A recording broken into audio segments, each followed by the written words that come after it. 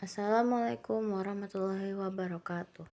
My name is Adriana Nurputri and I'm from 9.5 intermediate level. Speaker A. We saw the ad in the summer, in about July, I think. But we weren't really serious about moving then, so we didn't even go and see it. It wasn't until November, when they re-advertised it, that we got in touch with the agency and had a look. They put the price down since the summer too, I suppose because it had been empty so long, so it made it more affordable for us, which helped us make up our minds. It was perfect, a bigger garden for the kids and enough space for an office.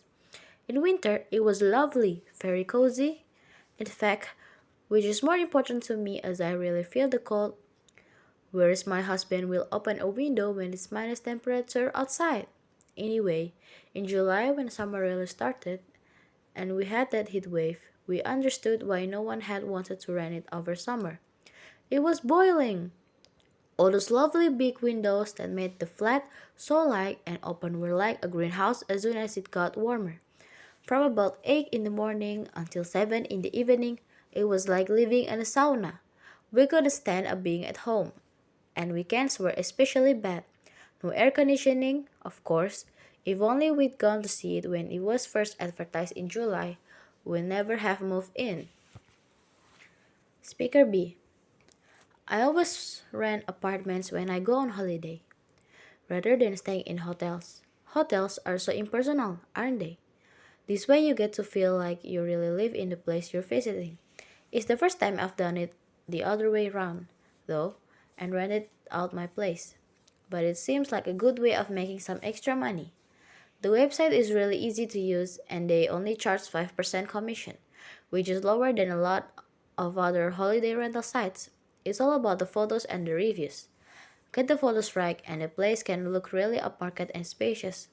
But you don't want to make it look too much better than it really is or you end up with a bad review. It's better to undersell and overdeliver so guests are pleasantly surprised and leave an extra positive review. So far, I'm averaging 3 stars because of one bad review that brought my average down from 4.5 stars, but hopefully I'll get it back up during the busy season. Speaker C.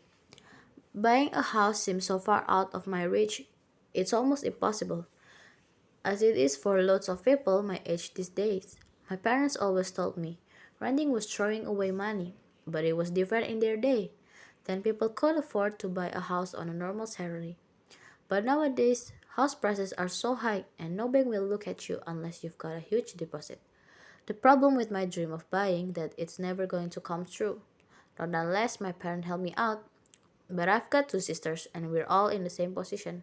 At least they've both got good jobs. Not good enough to buy a house, but at least they can afford to rent places of their own in nice areas. I just don't earn enough to rent around here. Even if I got promoted to manager, it'll be tough to find somewhere unless I share and call me fussy. But there aren't that many people I want to share a bathroom and kitchen with. Some days I think I'll be stuck living with my parents forever if renting is a like dream to me.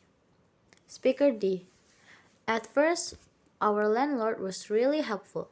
Couldn't do enough for us. You hear stories of nightmare landlords and we feel like we're really lucky. So we thought anyway, he redecorated the whole place from top to bottom and let us keep all the bills in his name so we didn't have to bother or contacting all the companies ourselves. He even offered to come around and do the gardening as he knew we both work long hours and might not have time. That's where the problem started now I look back. Then he'd pop out just to check everything's okay for you. Once a month, then twice a month. Soon he was coming every week with some excuse or other. In the beginning, we'd invite him in for tea, but it was only encouraging him.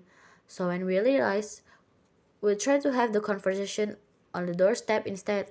It got so bad we pretended to be on our way out if we saw him coming up the path. We'd grab our coats and walk around the blocks until he'd gone.